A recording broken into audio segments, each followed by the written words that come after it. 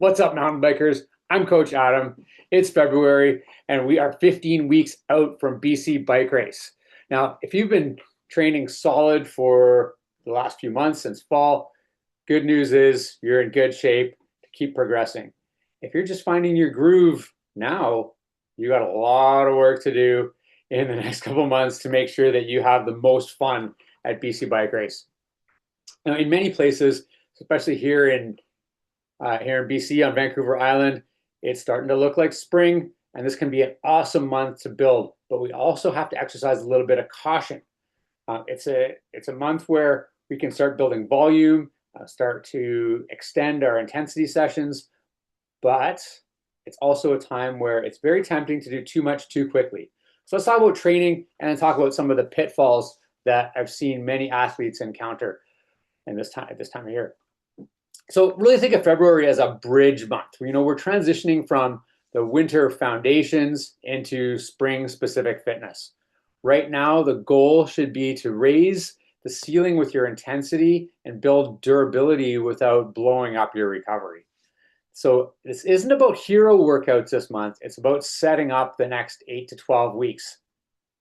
If you're snowbound, stuck indoors, have really limited time, you want to maintain the intensity and keep that front and center with your training. That means continued VO2 max work with short, repeatable efforts, extending the amount of time you can spend at threshold, and gradually increasing your tempo volume. Why does this work indoors? Because on the trainer, we can be very precise with our workload. We can control the environment, hitting exact intensities, and we need less total time to create a strong training stimulus. So we want those VO2 sessions to be repeatable with enough variation to prevent stagnation, so we keep having fun doing it. We want threshold work that progresses to a longer duration as opposed to just simply chasing watts. And we want our tempo work to build fatigue resistance rather than just creating too much stress leading to exhaustion. So that indoor work is high signal, high stress, and it means recovery is a non-negotiable. It's not about how much training you can do, it's how much you can absorb. So really keep that in mind. If you can ride outside, your big focus now can start to be keeping the intensity that you've built so far, but extending your endurance.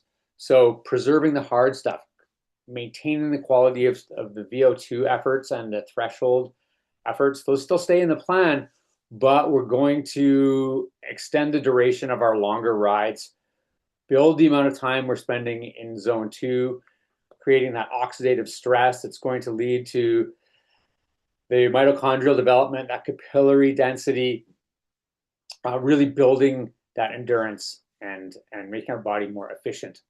So we want to also introduce controlled tempo and threshold within endurance rides for more advanced riders. We might be starting to do long, steady climbs with sustained pressure on the pedals, not surging too much, but just getting that foundation of specific work. Now, these are not hammer rides. We've got to make sure that we're still keeping the reins on a little bit, making sure that we're looking for aerobic efficiency under fatigue, rather than turning every ride into a race simulation. If every ride turns into a smash fest, you're basically borrowing fitness from your future. Don't do it. At this time of year, strength training starts to take a little bit of a backseat. So we want to make sure that it doesn't disappear completely, but we're beginning to move through the month of February into more strength maintenance as opposed to strength building. The bike becomes priority. What we're chasing? Aerobic adaptations that are oxidative in nature. So we're increasing stroke volume, increasing mitochondrial density and capillary development. The strength work becomes a little bit shorter in sessions, perhaps lower volume, just enough to preserve muscle, maintain strength, and support injury resistance. Now, always we want to keep that mobility and stability as part of the program as well. We're not trying to get stronger, we're just trying to prevent ourselves getting weaker. Let's talk about overreaching versus overtraining. Now, Functional overreaching, progressive overload is necessary. We've got to apply more stress than our current level of fitness in order to move the needle and stimulate adaptation, and that leads to higher performance. But if stress is greater than recovery for too long, that functional overreaching can quickly become overtraining. February is risky because motivation is high. Some of us start to feel pressure where the countdown is on, and athletes often start thinking, I need to make big gains right now. You can't rush that. Adding volume too fast, stacking intensity too quickly, ignoring fatigue signals, training through poor sleep, low HRV, high resting heart rate, trying to ignore heavy dead legs, or the big one, training through illness. If you are sick, you need to rest, period, full stop. Training while sick is like flogging a dead horse, as a good friend of mine used to say. It's your body is not going to be able to absorb the stress if it's busy fighting a bug. That plain and simple. You know what you need to do if you're sick? You just need to rest. You always feel better. It's far better to miss a day or two now than to miss a week or two or three down the road because you tried to train through it. We're all humans. None of us are superhuman.